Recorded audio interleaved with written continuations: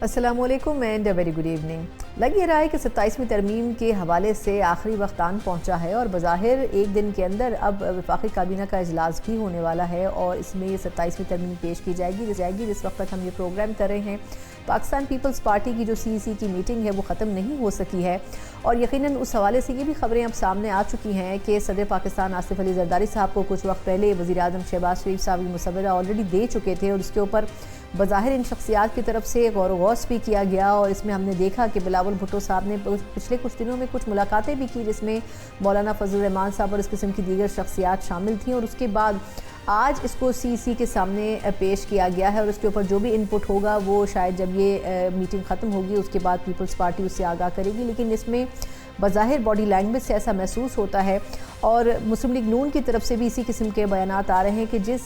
جن پوائنٹس کے اوپر پولیٹیکل پارٹیز اگریڈ نہیں ہوں گی وہ امینڈمنٹس فی الحال شامل نہیں کی جائیں گی، اور جن کے اوپر سب اگریڈ ہوں گے زیادہ تر انہی چیزوں کے اوپر کام کیا جائے گا، کیونکہ بقول مسلم لیگ نون کی امینڈمنٹس ہوتی رہیں گی۔ اس کا مطلب یہ سمجھا جائے گا کہ یہ کوئی آخری امینڈمنٹ نہیں ہوگی، بلکہ شاید 27ویں کے بعد 28ویں جو ترمیم ہے اس کا دروازہ بھی کھل جائے گا، لیکن اپوزیشن اس پورے سینیریو میں بظاہر جو حکمت عملی اختیار کر رہی ہے وہ زیادہ تر صرف احتجاجی ہی ہے، کیونکہ اپوزیشن کی یہ رائے ہے کہ نہ تو ان سے کنسنٹ لی گئی ہے نہ ہی ان کا انپٹ لیا گیا ہے، اور بظاہر اپوزیشن خود بھی اس وقت اندرونی مسائل کا شکار ہے۔ کس حد تک 27ویں ترمیم کے اوپر پاکستان تحریک انصاف اور ان کے جو اتحادی اپوزیشن کی جماعتیں ہیں اپنی رائے رکھتی ہیں، اس کے اوپر تفصیلی پروگرام کے پہلے سیگمنٹ میں ہم بات کریں گے۔ بات کرنے کے لیے میرے ساتھ موجود ہے پاکستان تحریک کے سینئر رہنما اور ممبر قومی اسمبلی علی محمد خان صاحب۔ علی بھائی بہت شکریہ آپ کے قیمتی وقت کا۔ علی بھائی پہلے تو امینڈمنٹ سے پہلے میں جاننا چاہوں گی کہ یہ جو آج چیئرمین بیرسٹر گوہر صاحب نے کوشش کی تھی شاہ محمود قریشی صاحب سے ملاقات کی، ان کی طرف سے تو کبھی ایسی کوئی بات کوئی اسٹیٹمنٹ نہیں آیا، تو آخر ان سے ملاقات میں کیا رکاوٹ تھی جو وہ نہیں مل سکے ان سے؟ بسم اللہ الرحمن الرحیم، اللہم صلی علی محمد علی محمد۔ میں بھی سن کے حیران ہوا ہوں کہ گوہر صاحب خود بھی بڑے سافٹ سپوکن اور بہت ہی دھیمے مزاج کے آدمی ہیں، کبھی کوئی ایسی غلط بات نہیں کرتے، اور اوپر سے شاہ محمود صاحب تو پولیٹیکل بہت ہی میچور آدمی ہیں، اور وہ ہمیشہ بہت جو ہے ایک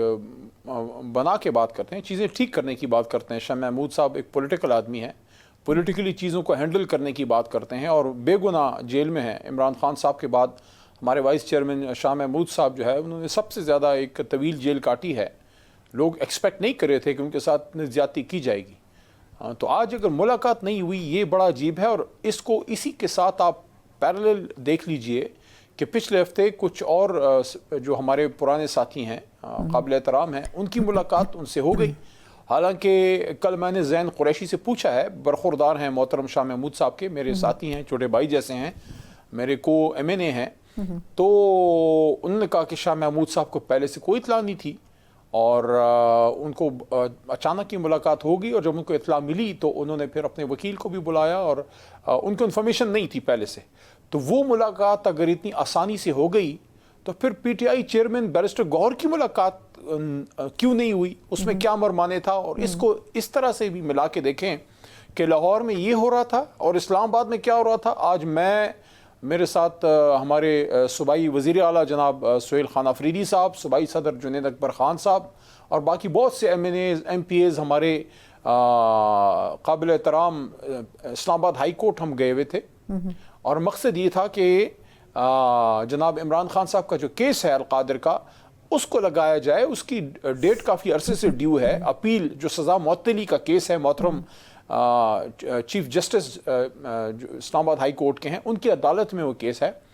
تو جانے کا مقصد یہ تھا کہ خان صاحب کا کیس لگایا جائے، اور دوسرا سہیل آفریدی صاحب کی جو وزیر اعلیٰ ہیں ان کی جناب عمران خان صاحب سے ملاقات ہو جائے۔ تو آج ہماری ملاقات نہیں ہو سکی چیف جسٹس صاحب سے، بڑا ہمیں عجیب لگا، کیونکہ وکلاء بھی ہمارے ساتھ تھے، ہم لوگ سارے وکلاء، پارلیمنٹیرینز، ہمارے چیف منسٹر صاحب اور محترم چیف جسٹس صاحب سے آج ہماری وہاں ملاقات نہیں ہو سکی۔ پھر اڈیالہ میں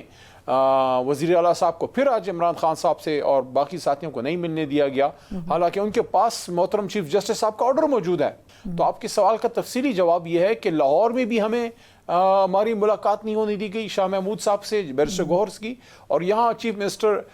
سہیل افریدی کی، میری اور ہم سب کی چیف جسٹس صاحب سے ملاقات ممکن نہ ہو سکی، اور پھر اڈیالہ جیل میں بھی جناب عمران خان صاحب سے ملاقات جو ہے آج ایک نہ ہو سکی، تو ایک دن میں 3 یہ ہمارے ساتھ زیادتیاں کی گئی ہیں۔ بالکل صحیح۔ اچھا علی بھائی یہ فرمائیے گا کہ ابھی جس طرح ایک تو آپ لوگ اپنی پولیٹیکل سٹرگل کر رہے ہیں، دوسری طرف ہم دیکھ رہے ہیں کہ حکومت ایک ہی سال میں ایک کے بعد ایک امنڈمنٹس لا رہی ہے۔ اب اس 27ویں ترمیم کے اوپر مولانا فضل الرحمان صاحب تو پہلے ہی کہہ چکے ہیں کہ آئین کے ساتھ کھلواڑ ہے اور اس میں باقی جماعتوں کو بھی اعتماد میں لیا جانا چاہیے، لیکن آپ کو کیا لگتا ہے کہ پی ٹی آئی کو کیا اپروچ کیا گیا حکومت کی طرف سے، یا آپ کو اعتماد میں لینے کی کوشش کی گئی؟ اور یہ جو امینڈمنٹس کی بات ہو رہی ہے 27ویں ترمیم کے نام کے اوپر، اس پر آپ لوگوں کی کیا ریزرویشنز ہیں؟ دیکھیں بالکل ہی ایک عجیب طریقے سے یہ حکومت امینڈمنٹس لا رہی ہے 26ویں آئینی ترمیم کی طرح، تو اگر آپ نے کرنا ہے پھر تو میں کہوں گا کہ خدا را جتنی ہزیمت اس پارلیمنٹ کو آپ کے دور میں اٹھانی پڑی ہے شاید نہیں اٹھانی پڑی، تو اب بس 27ویں ترمیم آ گئی ہے۔ 2 مہینے پہلے تک وزیر خارجہ سابق وزیر اعظم جناب اسحاق ڈار صاحب فرما رہے تھے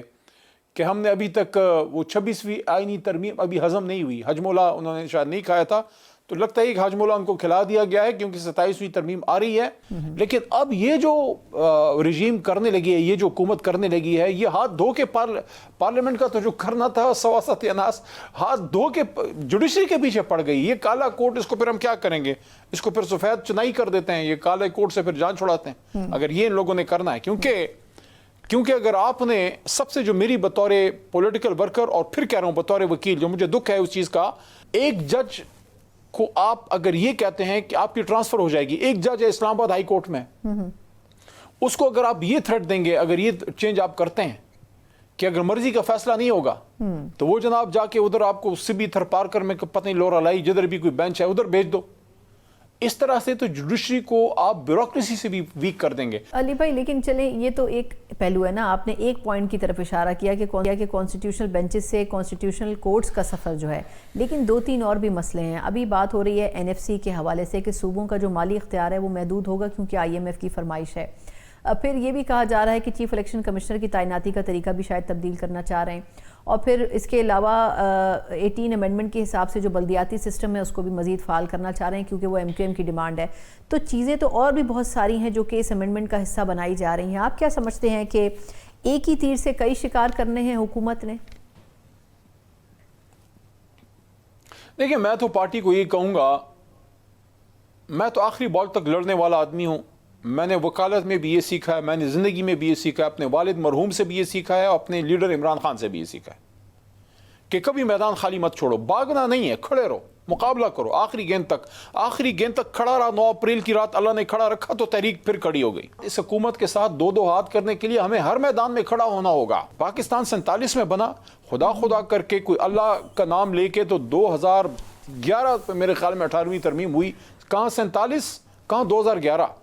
اور اب 10 سال بھی پراپر وہ 12 سال 13 سال بھی برداشت نہیں کر سکے۔ میں تو ایک اور بات کرتا ہوں، میں تو یہ کہتا ہوں سیاسی قوتوں کو یہ کہتا ہوں، یار آپ کون سی سیاست کرتے ہو؟ آپ کا کوئی نظریہ ہے؟ ہمیں تڑی دے کے چلا گیا، تڑی مطلب تانا دے کے چلا گیا، اس طرح کہہ دیں مشرف صاحب اللہ اب دنیا میں نہیں آیا، ان کی مغفرت فرمائے۔ وہ ایک بات بڑی زبردست کرتے تھے کہ آپ کی جماعتوں میں کون سی ڈیموکریسی ہے۔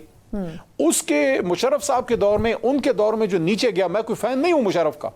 میں سب سے بڑا مخالف ہوں، لیکن جو حق بات ہے کہ ان کے دور میں بلدیاتی نظام مضبوط ہوا، سب سے مضبوط۔ 18ویں ترمیم کا اصل مقصد یہ ہے کہ نیچے عوام کو امپاور کیا جائے۔ 18ویں ترمیم کے تحت آپ کو بلدیاتی نظام کو تگڑا کرنا ہے، اس کے لیے کوئی صوبائی حکومت تیار نہیں ہے، تو ان چیزوں پہ جو کرنے والے کام ہے اس پہ آنا چاہیے۔ اچھا علی بھائی وقت تھوڑا محدود ہے، ایک آخری سوال کرنا چاہوں گی کہ 2 اہم ملاقاتیں اور دونوں پہ آپ کی رائے مجھے چاہیے۔ ایک تو یہ کہ PTI کے وفد کی 1 روز پہلے مولانا صاحب سے ملاقات ہوئی، یہ صرف ملاقات کی حد تک ہی سمجھی جائے یا آپ کو لگتا ہے کہ کچھ اپوزیشن نے ان کو اپنی طرف باؤنڈ کرنے کی کوشش بھی کی ہے؟ دوسری بات، ایک اور ملاقات آج ہوئی ہے فواد چودھری صاحب، عمران اسماعیل صاحب جیسی شخصیات کی جو کہ ویسے تو ایکس PTI ممبرز ہیں، لیکن انہوں نے کچھ دنوں پہلے انیشیٹ کیا ہے کہ وہ PTI کے لیے کچھ کرنا چاہ رہے ہیں، وہ شجاعت حسین صاحب سے ملے ہیں اور اب مزید بھی کچھ انہوں نے لوگوں سے ملنا ہے۔ ان دونوں ملاقاتوں کو آپ کیسے اینالائز کرتے ہیں؟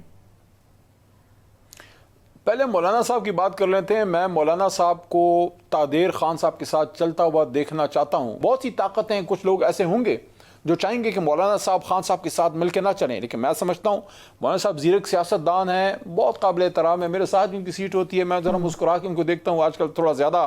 کہ تھوڑا ہمارے ساتھ امید ہے کہ چلیں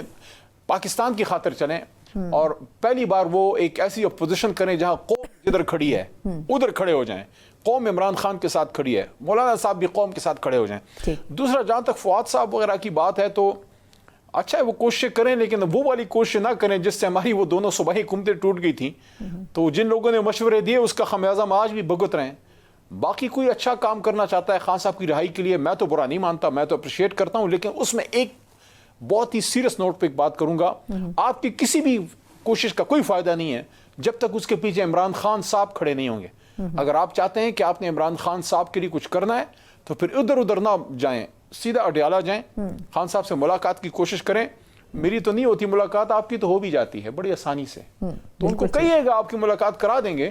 تو خان صاحب سے اجازت لے لیں, اگر وہ آپ کو اجازت دیں تو پھر کوشش کریں, ورنہ ویسے ہی اپنا فیول پیٹرول ضائع نہ کریں. بالکل ٹھیک, بہت بہت شکریہ علی بھائی آپ کا. علی محمد خان صاحب ہمارے ساتھ موجود تھے. بہت ہی دلچسپ طریقے سے یہ جو سیاسی منظرنامہ ہے اس کے اوپر انہوں نے اپنی رائے بھی دی, تبصرہ بھی دیا, اور پاکستان تحریک انصاف کا جو نیریٹو ہے وہ بھی بیان کیا. یقیناً پی ٹی آئی اپوزیشن کا حصہ تو ہے, لیکن اگر باقی اپوزیشن کی جماعتیں بھی اس کا حصہ بن جائیں گی تو یقیناً ایک مضبوط اپوزیشن ہو سکتی ہے. ایک مختصر وقفہ اور اس کے بعد ہم بات کریں گے متحدہ قومی موومنٹ کا کچھ موقف لینے کی کوشش کریں گے, کیونکہ 27ویں ترمیم کے اوپر بلدیاتی سسٹم کے بارے میں ایک بڑی اسٹرانگ فوٹنگ کے اوپر MQM ہمیشہ سے رہی ہے.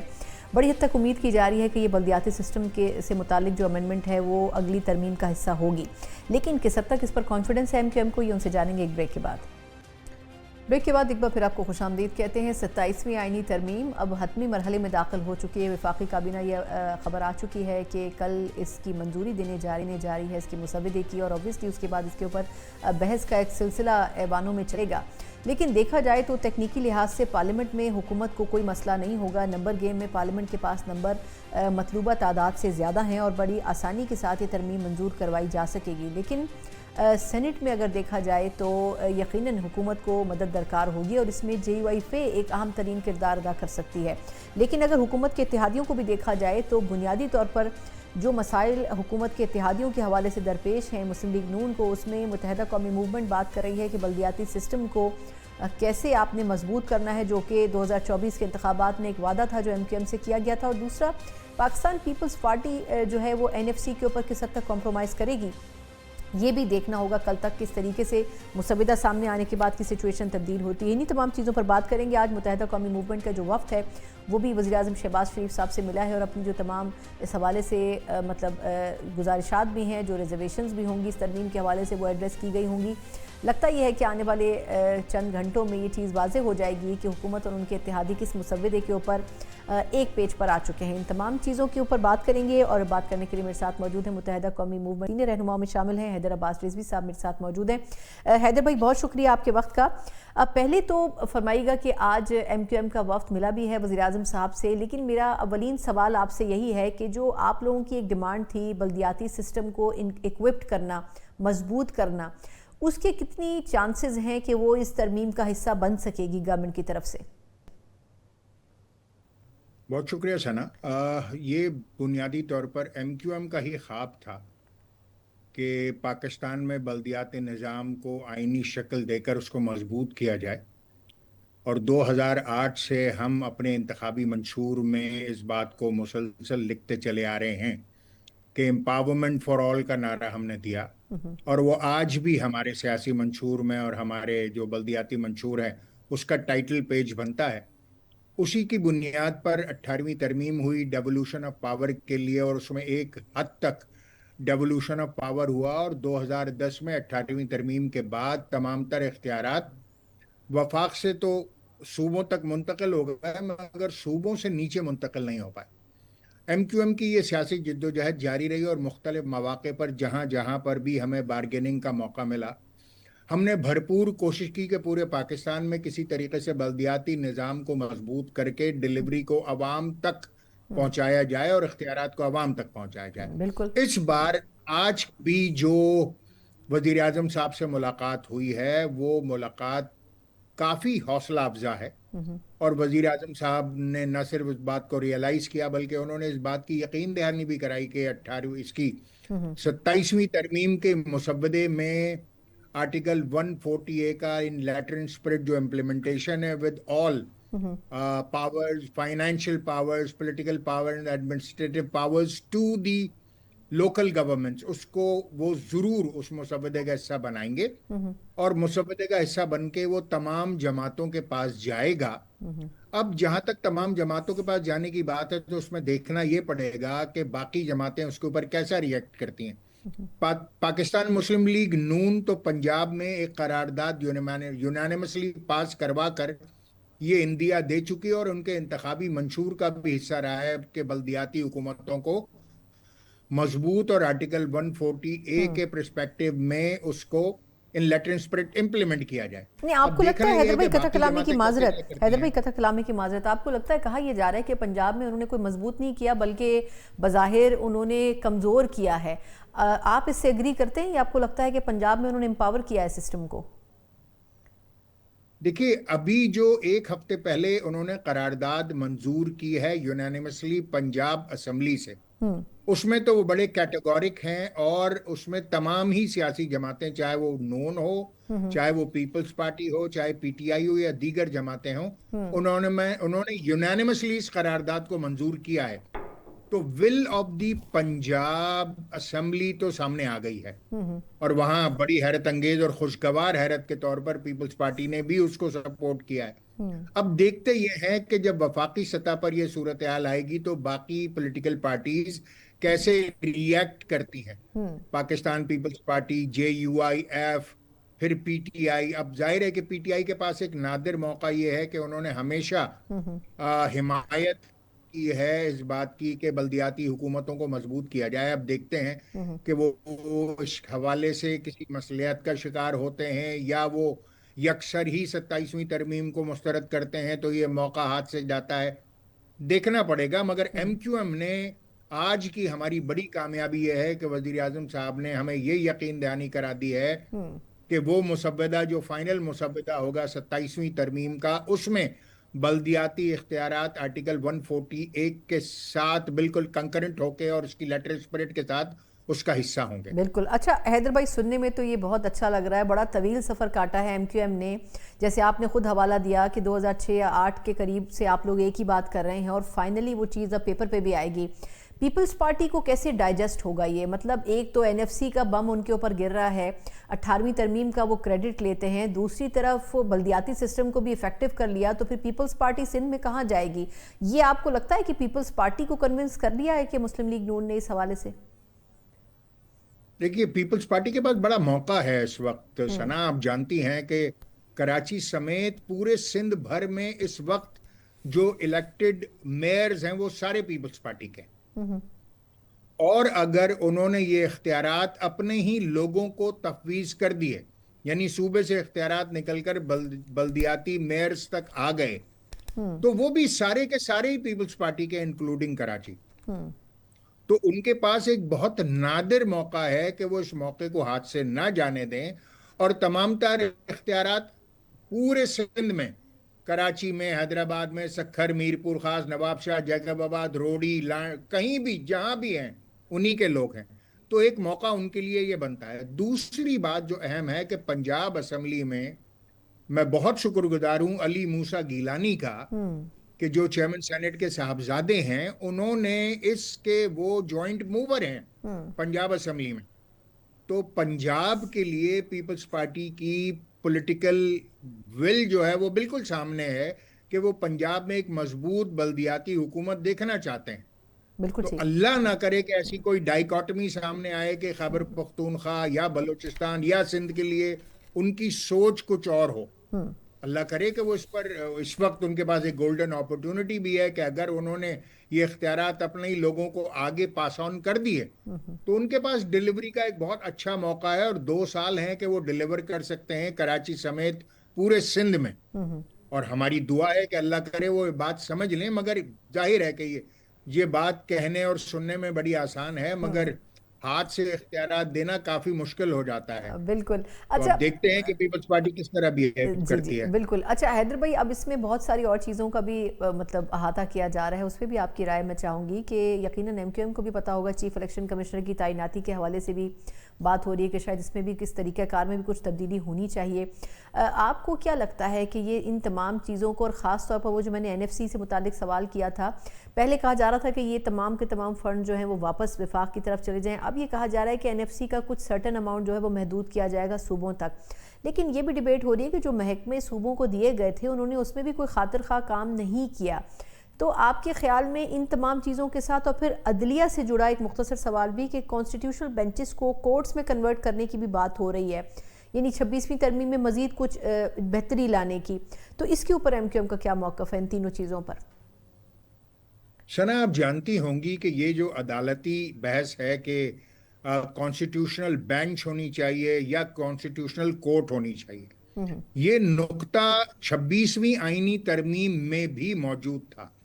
مگر اس وقت جو جے یو آئی ایف کے ساتھ مذاکرات میں گئے اور ان کا رول بہت پیوٹل ہو گیا تھا اس سچویشن میں،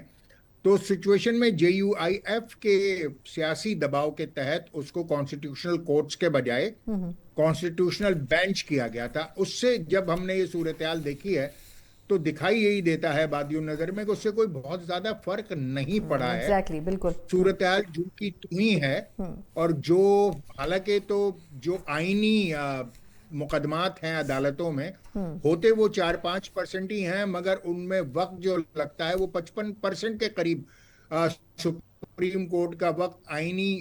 مقدمات کی سماعت میں گزر جاتا ہے. تو ایم کیو ایم پہلے بھی کنسنٹ دے چکی تھی 26ویں ترمیم میں بھی، اور اب بھی ایم کیو ایم کا خیال یہی ہے کہ اگر آئینی کورٹس علیحدہ ہو جاتے ہیں تو اس سے کوئی بہت زیادہ فرق نہیں پڑنے والا، اور انشاءاللہ صورتحال کورٹس میں بہتر ہوگی اور دیگر مقدمات کے لیے سپریم کورٹ کو سننے کا وقت میسر آ سکے گا. درست. بہت بہت شکریہ حیدر عباس رضوی صاحب، ہمارے ساتھ متحدہ قومی موومنٹ کے سینئر ترین رہنماؤں میں شامل ہیں، اور بڑی کمپریہنسو اسٹائل میں انہوں نے جو ایم کیو ایم کا نیریٹو ہے، جو بڑے عرصہ دراز سے ایم کیو ایم کی چند اولین مطالبات رہے ہیں، وہ اس کا حصہ فائنلی اب بننے جا رہے ہیں. دیکھنا ہوگا کس حد تک اس سے جو ڈیلیورنس ہے ایک عام آدمی کی جو کہ بلدیاتی کارکن ہوتا ہے، کس حد تک وہ عام لوگوں کے لیے فیسیلیٹیٹ ہو پاتی ہے. یقیناً یہ اس کل آنے والے مسودے کے بعد ہی بڑی حد تک سامنے آ سکے گا. ایک مختصر وقفہ، اور اس کے بعد ہم بات کرنے جا رہے ہیں پاکستان اور افغانستان کے درمیان ایک مرتبہ پھر بڑے پیمانے کے اوپر مذاکرات کا آغاز ہو گیا ہے آج سے استنبول میں، اور اب دیکھنا ہوگا کہ تیسری مرتبہ دونوں ممالک مذاکرات کی میز پر تو آ گئے ہیں، لیکن نیت انکیائی مذاکرات کسی سکسیسفل، کسی کامیاب نقطے کے اوپر جا سکیں گے یا پھر نہیں. پاکستان کا موقف بڑا واضح ہے، لیکن جو دوگلی پالیسی ہے وہ افغانستان کی طرف سے بارہا سامنے آتی رہی ہے. کس حد تک پاکستان اس میں کامیاب ہو سکے گا کہ وہ ان تمام چیزوں کے اوپر اگری کروا سکے افغانستان کو بھی، جن کے اوپر کافی عرصے سے بحث ہو رہی ہے. اس کے اوپر تفصیلی بات کریں گے ایک بریک کے بعد. بریک کے بعد ایک بار پھر آپ کو خوش آمدید کہتے ہیں. ایک طرف ہم سیاسی ڈیولپمنٹس ہوتے ہوئے پاکستان کے اندر دیکھ رہے ہیں، لیکن سفارتی محاذ کے اوپر بھی اس وقت پاکستان کے لیے ایک بڑی ڈیولپمنٹ متوقع ہے، لیکن یہ ڈیپینڈ کرتا ہے کہ پاکستان کے ساتھ جو اس کے روبرو دوسرا ملک ہے وہ اس کا کیا ری ایکشن دیتا ہے. استنبول میں پاکستان اور افغانستان کے درمیان دوبارہ سے مذاکرات شروع ہوئے ہیں، اور دوست ممالک کی طرف سے اس میں جو ایفرٹ کیا گیا اس کی وجہ سے دونوں ملک جو ہیں وہ مذاکرات کی میز پر واپس آ کر بیٹھے ہیں. اس اہم ترین مذاکرات میں اس مرتبہ ہماری انٹیلیجنس ایجنسیز کے کئی جو ہائی رینک کے آفیسرز ہیں وہ بھی شامل ہو رہے ہیں، سفارتکار بھی شامل ہو رہے ہیں، اور بیوروکریسی سے بھی لوگ موجود ہیں. بنیادی مقصد یہ ہے کہ پاکستان افغانستان کی جو انٹرفیرنس ہے اس کو نہ صرف یہ کہ ثابت کر سکے بلکہ ثبوتوں کے ساتھ افغانستان کے سامنے رکھے، تاکہ اس کو کسی بھی طور اس کا جو رکنا ہے وہ اب بڑا ضروری ہو گیا ہے. پچھلی مرتبہ بھی افغانستان کی طرف سے یہ ایکسیپٹنس تو ہوئی تھی، لیکن اس کو ختم کرنے کے لیے کسی بھی قسم کی جو کوششیں ہیں اس میں کچھ کمٹمنٹس نظر نہیں آ رہی تھی، جس کی وجہ سے یہ مذاکرات ڈیڈ لاک کا شکار ہوئے تھے. اب دیکھنا ہوگا کہ کس حد تک پازیٹیو نوٹ کے اوپر یہ جا سکتے ہیں. اس کے اوپر ذرا تفصیلی بات کرنا چاہیں گے. اور اس کے علاوہ امریکہ میں ایک بڑی خوشگوار تبدیلی آئی ہے، جہاں نیو یارک میں ایک مسلم میئر کا انتخاب ہوا ہے، بڑے کم عمر ہیں وہ، اس کے اوپر بھی بات کریں گے. ان تمام چیزوں پر بات کرنے کے لیے میرے ساتھ موجود ہیں ماہر بین الاقوامی امور ڈاکٹر عامر صاحب. ڈاکٹر صاحب بہت شکریہ آپ کے وقت کا. پہلے سر میں چاہوں گی کہ ہم پاکستان اور افغانستان کے مذاکرات کے اوپر بات کر لیں. اب یہ تیسری مرتبہ سر یہ بات چیت شروع ہونے جا رہی ہے، اور اس مرتبہ کہا یہ جا رہا ہے کہ یہ فل اینڈ فائنل ہوگی. آپ کو کیا لگتا ہے کہ دونوں طرف کیا ایکسپیکٹیشنز ہیں، اور خاص طور پر پاکستان کتنے آپشنز اپنے استعمال کر سکتا ہے ان ڈائیلاگز میں؟ دیکھیں، میرا اس گفتگو پہ موقف یہ رہا ہے کہ یہ پاکستان کے لیے بھی بہت اہم ہے اور افغانستان کے لیے بھی بہت اہم ہے۔ حالانکہ ہمیں نظر آتا ہے کہ بھارت کا اس کے پیچھے ہاتھ ہے انسٹیگیٹ کرنے کا، لیکن ہمارے لیے، پاکستان کے لیے، بھارت اور پاکستان کی گفتگو بالکل مختلف قسم کی ہوتی ہے۔ پاکستان اور افغانستان کی مختلف اس لیے ہونی چاہیے کہ پاکستان افغانستان کیس میں افغانستان بھی الٹیمیٹلی یہی چاہتا ہے کہ جناب اس کا کوئی حل ہو، اور پاکستان تو یقیناً یہی چاہتا ہے کہ اس کا حل ہو۔ Neither of them really want escalation, neither of them, ان کے لیے یہ اچھی بات ہے کہ یہ ایسکلیٹ ہوتا رہے۔ تو گفتگو شروع ہوگی واپس، that is a good sign, یہ اچھی بات ہے۔ میرا خیال یہی ہے کہ جب یہ سٹال ہوتی ہے تو اس کے پیچھے کچھ ہوتا رہا ہے، میرے پاس کوئی خبر نہیں ہے، خبر آپ کے پاس ہوتی ہے، لیکن میرا تجزیہ یہ کہتا ہے کہ ایسا نہیں ہے کہ کل یا آج گزشتہ جو ہے، کل یا گزشتہ پرسوں کوئی گفتگو نہیں تھی۔ یہ ایک ایسی گفتگو ہے جو بیہائنڈ دا سین جاری رہے گی۔ توقع یہ ہونی چاہیے کہ پاکستان کسی طرح جو ہے وہ افغانستان کو کنونس کر سکے کہ جناب یہ مل بیٹھ کے ہم حل کر سکتے ہیں۔ پاکستان کے لیے بھی ظاہر ہے اور افغانستان کو بھی ظاہر کرنا ہے کہ یہ جو مسئلہ ہے، خصوصاً جو جس کو ہم تحریک ٹی ٹی پی کہتے ہیں، اس کا حل جو ہے وہ کامن اپروچ میں ہی ہے۔ اور کامن اپروچ سے مراد یہ ہے کہ اگر صرف پاکستان کوشش کرے گا تو that will cause problems for Kabul, اور نہ یہ پاسبل ہے کہ، یا لائکلی ہے کہ صرف کابل جو ہے اس کا مسئلہ حل کر دے، وہ ان کو کہے کہ جی تم رک جاؤ، اور وہ رک جائیں گے۔ So we have to bring Afghanistan to a place جہاں وہ کامن، چاہے وہ کاروائی ہو، چاہے وہ اسٹریٹجی ہو، چاہے وہ اپروچ ہو، اس پہ یقین کریں۔ اینڈ دیٹ از وائی جو اس میں میڈیٹرز ہیں دوسرے ممالک، وہ امپورٹنٹ ہے۔ میرا نہیں خیال کہ یہ گفتگو آسان ہوگی، اور اس کا کہنے کا سارا مطلب یہ ہے کہ اٹ از کوائٹ لائکلی کہ یہ پھر کسی وقت سٹال ہو جائے۔ یہ ایسا نہیں ہے کہ آپ 6 گھنٹے بعد کہیں گے اچھا جی اب فیصلہ ہو گیا، آپ چلو گھر چلتے ہیں۔ کیونکہ مسئلہ سنگین ہے، کیونکہ مسئلہ اہم ہے، اس لیے ہمیں بھی تھوڑی سی پیشنس کرنی چاہیے ایز پبلک اور اینالسٹ اور جرنلسٹ، کہ ہر 10 منٹ بعد جی کوئی ہویا، کچھ ہویا، دیٹ ول ناٹ ہیپن۔ میرے خیال میں یہ سلو ہوگا، لیکن کیونکہ یہ امپورٹنٹ ہے اور کیونکہ اس کا حل ہمیں سیریسلی چاہیے، خصوصاً پاکستان کے لیے، کیونکہ جس قسم کی شہادتیں ہو رہی ہیں، جس قسم کا نقصان ہو رہا ہے، وہ کوئی قوم برداشت نہیں کر سکتی۔ But I wish the negotiations very very well. Sir یہ فرمائے گا کہ اس مرتبہ جو ہمارے دوست ممالک ہیں انہوں نے دوبارہ افغانستان اور پاکستان کو مجبور کیا ہے کہ وہ مذاکرات کی میز پر آئیں اور وہ جو ڈیڈ لاک پیدا ہوا تھا اس کو ختم کر کے آگے بڑھیں، لیکن اگر اس مرتبہ بھی افغانستان کی طرف سے وہی ریجڈ بیہیویئر سامنے آتا ہے کہ بات چیت آگے نہیں بڑھ پاتی، تو آپ کیا سمجھتے ہیں کہ ایک طرف پاکستان تو اسٹرانگ فوٹنگ کے اوپر جائے گا، لیکن یہ جو دوست ممالک ہیں یا میوچل فرینڈز ہیں، یہ بھی کیا افغانستان سے ڈسٹنس کر لیں گے، اور اس کا نقصان افغانستان کو کتنا ہوگا؟ ہو تو ضرور سکتا ہے کہ وہ کسی بھی ایک فریق سے جو ہے اتنے تنگ آ جائیں کہ یار ہم کوشش کر رہے ہیں اور تم جو ہو اس کوشش میں مدد نہیں کر رہے، اس لیے جاؤ گھر جاؤ۔ آئی ہوپ نہ ہو، آئی ہوپ نہ ہو، اور آئی ہوپ سے میری مراد یہ ہے کہ وہ اگین جیسے میں نے پہلے کہا کہ کیونکہ سٹیکس اتنی ہائی ہیں، اس لیے آئی ہوپ نہ ہو۔ ایک اور آپ نے لفظ استعمال کیا جس کے لیے تھینک یو ویری مچ، کیونکہ جو لوگ بھول جاتے ہیں میرے خیال میں، ٹیبل پہ جو بھی موجود ہوں، جو فریقین یا جو اس میں ثالث اور میڈیٹرز ہیں، لیکن اس ساری گفتگو میں چائنا کا جو سایہ ہے وہ بہت امپورٹنٹ ہے۔ وہ پاکستان کے لیے تو امپورٹنٹ ہے ہی ہے، لیکن وہ افغانستان کے لیے بھی امپورٹنٹ ہے۔ جہاں تک بات ہے ایٹیٹیوڈ کی، چاہے وہ افغانستان کا ہو، چاہے وہ پاکستان کی طرف سے جو سٹیٹمنٹس آئی ہیں، آئی تھنک ان نیگوسیشن میں ایک مسئلہ ہمیشہ یہ ہوتا ہے کہ آپ نیگوشیٹ کر رہے ہوتے ہیں دوسری سائڈ سے، لیکن خصوصاً آج کے دور میں آپ سگنل دے رہے ہوتے ہیں اپنی ڈومیسٹک آڈینس کو بھی۔ جس طرح ہر سٹیٹمنٹ جو ہے ان میں سے دونوں کی، پاکستان کی، افغانستان کی، وہ صرف دوسرے فریق کے لیے نہیں ہوتی، وہ اپنے گھر پہ جو مسائل ہوتے ہیں ان کے لیے بھی ہوتی ہے، دوسری پارٹیوں کے لیے ہوتی ہے، اپنی پارٹیوں کے لیے ہوتی ہے، اپنے کوئلیشنز کے لیے ہوتی ہے۔ افغانستان کے لحاظ سے یہ بات اس لیے اہم ہے کہ افغانستان کی جو گورنمنٹ ہے وہ ٹیکنیکلی تو دیکھیں نا گورنمنٹ ہے ہی نہیں، وہ ایک ویک کوئلیشن ہے، ابھی تک اس کو دنیا نے تسلیم نہیں کیا، ابھی تک اس کی اپنی ساکھ نہیں بیٹھ سکی۔ تو اس کی جو ڈومیسٹک کمزوریاں ہیں، اس کی جو آپس میں انہوں نے جن لوگوں کو جوڑ کے رکھا ہوا ہے، اس کی جو کمزوریاں ہیں انہیں اس پہ بھی کھیلنا پڑتا ہے. That is why I think کہ میری اس میں پریفرنس یہ ہے کہ یہ والی جو نیگوسیشن ہے یہ اتنی زیادہ پبلک نہ ہو کہ جو نیگوشیٹر ہیں وہ بجائے مسئلے کا حل ڈھونڈنے کے وہ پرفارم کر رہے ہوں اپنی ڈومیسٹک کنسٹیچوئنسیز کے لیے. لیکن جس خدشے کا آپ نے اظہار کیا وہ بالکل صحیح ہے کہ دیکھیں وہ جو میڈیٹرز ہیں دنیا میں پہلے مسئلے کم ہیں. ایک حد ایسی آ سکتی ہے جب وہ کسی فریق کو کہیں اچھا یار بہت کر لیا میں نے کوشش کر لی ہے اب میں نہیں کر سکتا جاؤ. I hope that does not happen and I underscore کہ the role of China in this is very important چاہے وہ خاموشی سے ہو لیکن دونوں کے لیے وہ سب سے شاید اہم ایک سایہ ہے اس ساری گفتگو پہ. تھوڑا سا سر عادل نجم صاحب اب امریکہ کے حوالے سے آپ سے جاننا چاہوں گی. آپ خود امریکہ میں مقیم ہیں, وہاں پر ابھی ریسنٹلی نیو یارک میں ایک پہلے مسلم میئر کا انتخاب ہوا ہے اور یہ ایک طرح سے دیکھا جائے تو اس کی بڑی تشہیر ہو رہی ہے. زہران ممدانی صاحب کے بارے میں بڑا گلوریفائی کیا جا رہا ہے ان کی پوزیشن کو. لیکن آپ کیا سمجھتے ہیں کہ اگر ہسٹوریکل پوائنٹ آف ویو سے دیکھا جائے تو اس سے پہلے ایک ہی مرتبہ نیو یارک میں اتنے کم عمر شخصیت جو ہیں وہ میئر کے عہدے تک پہنچے تھے. آپ کو کیا لگتا ہے کہ کس حد تک وہ ایک تبدیلی لا سکیں گے ایک ایسے سینیریو میں جب امریکی صدر ٹرمپ ان کے مخالف نظر آ رہے ہیں؟ دیکھیں پولیٹیکل چینج تو بہت بڑی ہے, بہت بڑی ہے, سائزمک ہے. نیو یارک کا کوئی بھی جو میئر ہوتا ہے وہ ایک طرح سے کہا جاتا ہے کہ امریکہ کا میئر ہے. بہت سے میئر ہوتے ہیں, ہر شہر کا میئر ہوتا ہے, لیکن اگر خبروں میں کوئی ہوتا ہے نہ صرف قومی سطح پہ امریکہ میں لیکن بین الاقوامی سطح پہ تو وہ نیو یارک کا ہوتا ہے جس طرح لنڈن کا ہوتا ہے. تو یہ ایک بہت بڑی اور سائزمک چینج ہے. لیکن جو آپ کا دوسرا پوائنٹ ہے وہ بالکل ویلڈ ہے. ان میں جو ہم اس وقت باتیں کر رہے ہیں وہ شاید کم امپورٹنٹ ہے. ان کا مسلمان ہونا از انٹرسٹنگ لیکن وہ چینج نہیں ہے. ان کا نوجوان ہونا از انٹرسٹنگ اور امپورٹنٹ بھی کنسٹیچوئنسی کے حوالے سے. لیکن یہ سائزمک چینج اس لیے نہیں ہے کہ ان کی عمر 2 سال کم ہے پچھلے کسی پرانے میئر سے.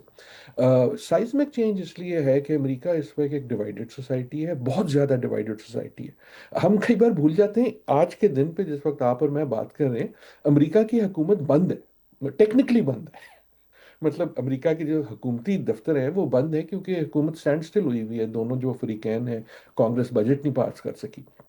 تو امریکہ اس وقت ایک حالت سول وار میں ہے, خانہ جنگی کی حالت میں ہے, اور اس میں زہران جو ہیں وہ نمودار ہوئے ہیں ایز دی اینٹی ٹرمپ. کہ ٹرمپ کی آواز جو تھی اتنی بلند تھی کہ ہر روز دنیا کا ہر چینل صرف ٹرمپ کی بات کر رہا ہے. اب پہلی بار پچھلے 1 سال میں ایک اور ایسی آواز آئی ہے دوسری سائڈ سے جو اتنی ہی دبنگ ہے, اور جس طرح ہم نے کل ان کی تقریر میں دیکھا اسی طرح ان کو للکار کے پکارتی ہے, جس کی پالیٹکس دوسری ایکسٹریم پہ اتنی ہی ہے, جو اپنے آپ کو ایک سوشلسٹ ڈیموکریٹ کہتے ہیں. اور آپ دیکھیں کہ ٹرمپ ان کو بار بار کمیونسٹ کہتے ہیں, حالانکہ وہ کمیونسٹ نہیں, وہ سوشلسٹ ہیں. بہت فرق ہے. سو اس لحاظ سے یہ ایک سائزمک چینج ہے کیونکہ امریکہ کی اس ڈیوائیڈڈ پالیٹکس میں اب اس میں ایک بہت کلیئر ایک اور لکیر آ گئی ہے اور ایک بہت بڑا پلیٹ فارم مل گیا ہے ڈیموکریٹس کو, نہیں زہران کو. کیونکہ ڈیموکریٹ کی جو ان کی جو پارٹی ہے وہ خود بکھری ہوئی ہے. ان کی زیادہ تر تو نہیں, کافی ساری پارٹی نے ان کا خود سپورٹ نہیں کیا. ان کے خلاف جو سب سے بڑا کینڈیڈیٹ تھا وہ ان کی اپنی پارٹی کا تھا. سو یہ ساری وجوہات کی وجہ سے اٹ از ویری امپورٹنٹ. باقی چیزیں اہم ہیں, ان کا امیگرنٹ ہونا, ان کے والد صاحب کا یوگینڈا سے ہونا, افریقن ہونا, ان کا سوشل ڈیموکریٹ ہونا, ان کا نوجوان ہونا, ان کا مسلمان ہونا, یہ ساری باتیں اہم ہیں. لیکن اصلی اہمیت یہ ہے کہ جو امریکہ کی سیاسی دراڑ ہے اب وہ ڈیفائن ہوگی کم از کم کچھ عرصے کے لیے زہران ورسز ٹرمپ. لاسٹلی میں یہ جاننا چاہوں گی کہ ابھی تک کی ان کی سپیچز سے بظاہر یہ محسوس ہو رہا ہے کہ ممدان صاحب بار بار ٹرمپ صاحب کو مخاطب کر کے ان کے اوپر بڑا تنقید کر رہے ہیں, اور دوسری طرف ٹرمپ صاحب بھی ان کو مختلف تھریٹس دے رہے ہیں کہ کبھی ان کے فنڈز روک لیں گے, کبھی ان کو نکال دیں گے. آپ سمجھتے ہیں کہ یہ کوئی ورکنگ ریلیشن شپ بنتا ہوا نظر آ رہا ہے, یا آپ کو لگتا ہے کہ بظاہر اب معاملات جو ہیں وہ ٹرمپ صاحب کے بارے میں مشکل ہو سکتے ہیں؟ کیونکہ یہ پیشن گوئی تو پہلے سے کی جا رہی تھی کہ ٹرمپ صاحب کی انتظامیہ ہر گزرتے وقت کے ساتھ مزید مشکلات کا باعث بنے گی. تو کیا اس کی شروعات ہو چکی ہے؟ 100%. نہ صرف مستقبل میں, حال میں, بلکہ ماضی میں. دیکھیں وہ آلریڈی پنگے لے چکے ہیں. پورٹلینڈ جو کیلیفورنیا ویسٹ کوسٹ پہ ہے اس کے ساتھ انہوں نے فوجیں بھیج دی ہیں. کیلیفورنیا میں انہوں نے تقریباً ایک خانہ جنگی کا اعلان کر دیا ہے. زہران کے ساتھ تو انہوں نے الیکشن سے پہلے ہی اعلان جنگ کر دیا تھا. انہوں نے اپنی طرف سے اس طرح کیا تھا کہ شاید اس وجہ سے ووٹر جو ہیں وہ ڈر کے ان کو ووٹ نہیں دیں گے، لیکن یہ تو بات مسلمہ اور طے ہے کہ ٹرمپ صاحب جو ہیں وہ ہر حربہ استعمال کریں گے، نہ صرف اس لیے کہ ان کی سیاست فرق ہے، لیکن میرے خیال میں ٹرمپ صاحب کے لیے ہم نے کل جو ان کی ٹویٹ بھی دیکھی، ان کے لیے یہ پرسنل ہے۔ ٹرمپ صاحب تو خود نیو یارک کی پیداوار ہے نا، وہ آپ جہاں مرضی رہیں، فلوریڈا میں رہیں، لیکن ٹرمپ کو جب آپ سوچتے ہیں کہ وہ کہاں سے آئے ہیں تو وہ تو he is the perfect ultimate New Yorker. تو ان کے اپنے شہر میں یہ ہو جانا ان کے لیے میرے خیال میں ایک طرح سے ایک ذاتی دھچکا بھی ہے، لیکن یہ تو مسلمہ ہے کہ ٹرمپ کے پاس جو بھی ان کے پاس اوزار ہیں وہ جس طرح باقی جگہ پہ استعمال کر رہے ہیں اس سے زیادہ نیو یارک میں کریں گے، چاہے وہ فائنینشیل ہو، میرے خیال میں فائنینشیل سے زیادہ وہ ریگولیٹری اور لیگل ہوں گے۔ اور ہم نے کل زہران کی تقریر میں بھی دیکھ لیا کہ انہوں نے بھی اس اعلان جنگ کا جو ہے جواب اتنا ہی دبنگ طریقے سے دیا۔ انہوں نے کہا نا جی میرے پاس آپ کے لیے 4 لفظ ہیں، ٹرن اپ دا والیوم، کہنے کا مقصد ان کا یہ تھا کہ جناب میں تیار ہوں، آ جاؤ پھر کرتے ہیں ہاتھوں ہاتھی۔ سو یہ تو یقیناً اب جو ہے دونوں کے لیے ان اے وے یہ فائدہ مند بھی ہے کہ ان پہ ایک فوکس بھی رہے گا، ان کی جو پالیٹکس ہے جو اس میں ایک ٹسل بھی رہے گی۔ بہت بہت شکریہ ڈاکٹر عادل نجم صاحب ہمارے ساتھ موجود تھے، ماہر بین الاقوامی امور۔ یقیناً پوری دنیا میں بہت سی تبدیلیاں رونما ہو رہی ہیں، ایک طرف مختلف ممالک مذاکرات کا راستہ اختیار کر رہے ہیں، دوسری طرف دیکھ رہے ہیں کہ جو بڑی سپر پاورز ہیں ان میں بھی لوگوں کی جو سوچ ہے، ووٹر کی جو سوچ ہے، اس میں بڑی واضح تبدیلیاں رونما ہو رہی ہیں جو کہ ماضی میں کبھی دیکھنے کو نہیں ملی۔ یقیناً اس کے کچھ نہ کچھ نتائج مرتب ہوں گے۔ اسی کے ساتھ ہی پروگرام کا وقت ختم ہوتا ہے، مجھے اجازت دیجیے، اللہ حافظ۔